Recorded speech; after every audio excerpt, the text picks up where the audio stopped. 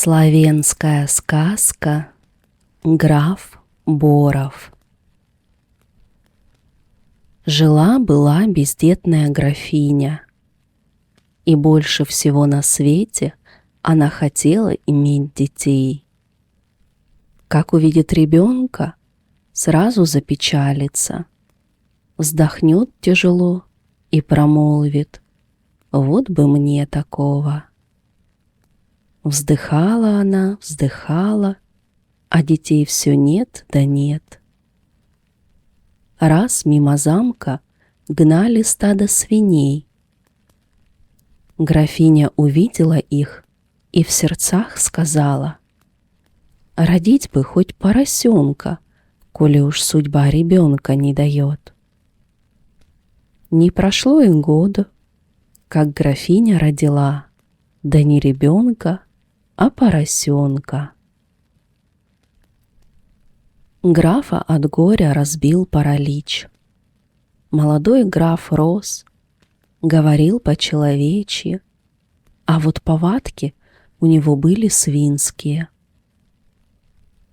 Как минуло ему 24 года, он и говорит: «Матушка, хочу жениться, высватай мне невесту». Отправилась графиня к одному бедному издольщику. У него были 3 дочери. И стала она сватать старшую дочь за молодого графа. Не хотелось матери выдавать дочку за Борова, но и то сказать, было тут над чем призадуматься, ведь станет девушка графиней. Долго шло сватовство, уговоры, договоры. Наконец, издольщик и его жена согласились. С них не только не спросили приданного за дочерью, но им же еще и приплатили 300 гульденов. После венчания начался в замке большой пир. Жених был весел, плясал и шутил. Да и как не веселиться на собственной свадьбе? Гости порядком захмелели. На закате жених незаметно выскользнул на улицу, вывалился по уши в грязи, а потом вошел обратно в дом и обтерся о свадебный наряд своей невесты. Пьяные гости давай его бранить и жалеть невесту, а та возьми да и скажи: «Мой муж как был свиньей, так свиньей и останется». Закручинился жених, услышав такие слова. Сразу пропала у него охота и к сладким яствам, и к вину. Забился он в угол и печально смотрит оттуда на пьяных гостей и на свою жестокосердную жену. А вечером, когда пришла пора молодым идти в опочивальню, граф Боров прогнал свою жену за то, что она насмеялась над ним в день свадьбы. Быстрее молнии разнеслась по округе весть о том, как кончилась свадьба. Одни жалели старую графиню, другие — семью невесты, и лишь немногие жалели невесту, ведь все знали, что вышла она замуж за Борова не по любви, а просто графиней захотела стать. Прошел год, и снова сын просит мать: «Высватай, да высватай ему невесту». Долго противились издольщик с женой, но вторая дочь была не прочь попытать счастье, хоть ее сестре оно пришлось и не по нутру. Старики опять получили 300 гульденов, но и второй дочери никакого дела не было до жениха. Она тоже позарилась на богатство, да на графское звание. Граф Боров вел себя на свадьбе так же, как и в первый раз. И жена вслух сказала, что ее муж как был свиньей, так свиньей и останется. И ее постигла та же участь, что и старшую сестру. Опять целый год тужил граф, а потом упросил мать высватать ему третью невесту. Мать отнекивалась: «Пустая затея, кто ж за тебя пойдет, когда ты уже двух прогнал? Найдите мне невесту, не то все здесь в щепки разнесу», — пригрозил ей сын. Бедняки готовы были скорей умереть с голоду, чем отдавать Борову последнюю дочь. Но она сказала: «Он же человек, ведь говорит-то он по-человечьи». Горькая ему доля выпала носить мерзкую личину, его пожалеть надо. Родители благословили ее. На третью свадьбу собралось гостей не меньше, чем на первые две. Всех разбирало любопытство.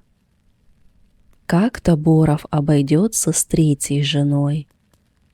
И вновь граф вывалился в грязи и обтерся о платье невесты. Гости, плевать на него, кулаками замахиваться. Но тут вступилась невеста. «Он мой муж и может поступать со мной, как ему вздумается. Ваше дело — сторона». Гости разобиделись и ушли несолоно хлебавши. А жених возрадовался и принялся от души веселиться. Когда молодые пришли к себе в опочивальню, он лег посреди горницы на пол. Свиная кожа с него слезла, и перед изумленной девушкой предстал прекрасный юноша. Матери графа не терпелось узнать, как поладили молодые. Чуть свет прибежала она к невестке. Молодуху так и подмывала рассказать кому-нибудь о своем счастье. Выболтала она свекрови, что ночью ее сын превращается в юношу, да в такого красавца, каких и свет не видывал. Она, право, не заслужила такого счастья. Очень захотелось матери увидеть сына в человеческом облике. Упрашивала она сноху, упрашивала, и та, наконец, уступила. С вечера забралась графиня под кровать молодых, и когда они уснули, затопила печь, да и спалила в огне свиную кожу. Вставши поутру, молодой муж увидел, что свиной кожи нет, и закричал: «Что вы наделали, несчастные? Мать не должна была видеть меня в человечьем облике. Теперь мне больше нельзя здесь оставаться, раз она меня увидела. Ты найдешь меня только тогда, когда пройдешь через 7 гор и 7 долин и выплачешь реки слез. Много горя изведаешь, покуда будешь искать меня по свету». Сказал, и нет его, сгинул. Мать вскоре умерла от горя. Жена сильно убивалась, простить себе не могла свою болтливость, да сделанного не воротишь. Пришлось покориться судьбе, остаться вдовой при живом муже, пока не отыщет пропавшего. Надела она свое девичье платье и отправилась разыскивать мужа по белу свету. Много натерпелась она и много ночей провела в слезах. Наконец, после долгих мытарств, пришла к первому ветру и спросила, не знает ли он про ее мужа. Ветер ответил, не видал я его, иди к моему старшему брату, может, он про то ведает.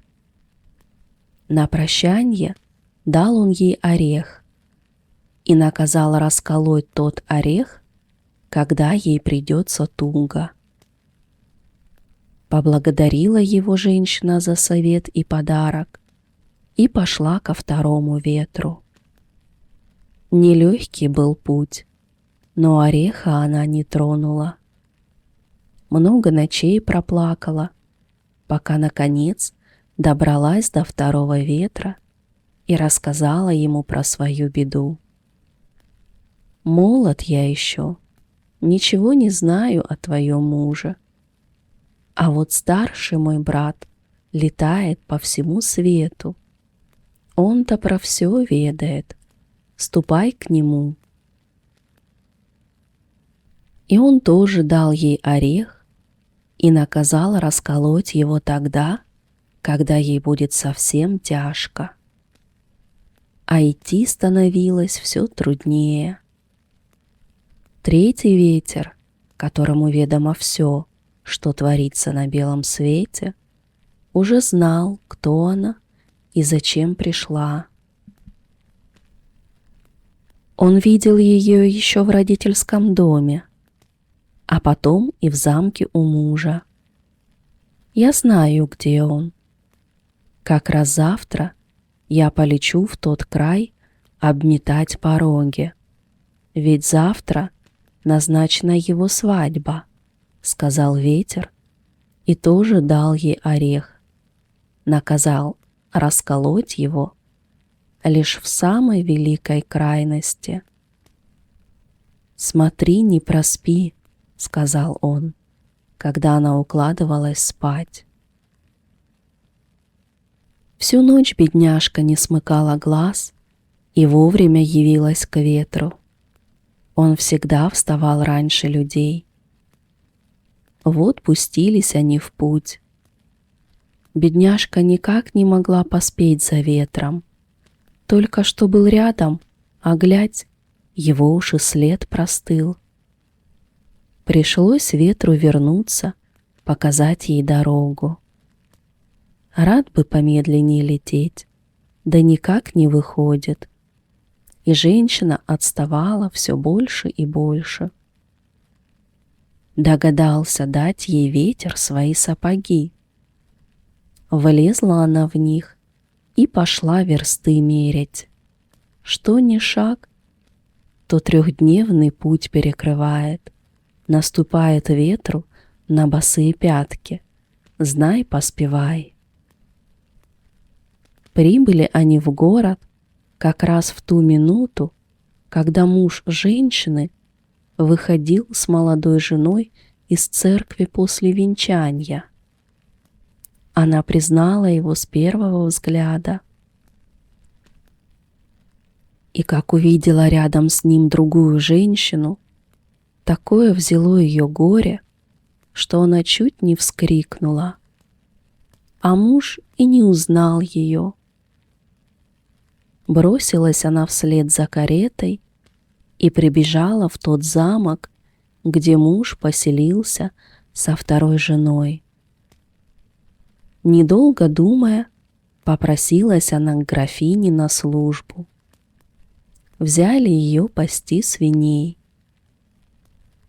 Много натерпелась она и настрадалась только ради того, чтобы быть вблизи от мужа и хоть изредка видеть его.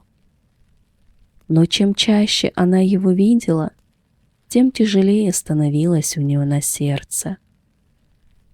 Тогда она расколола тот орех, что дал ей первый ветер. Из ореха выпал прекрасный золотой перстень.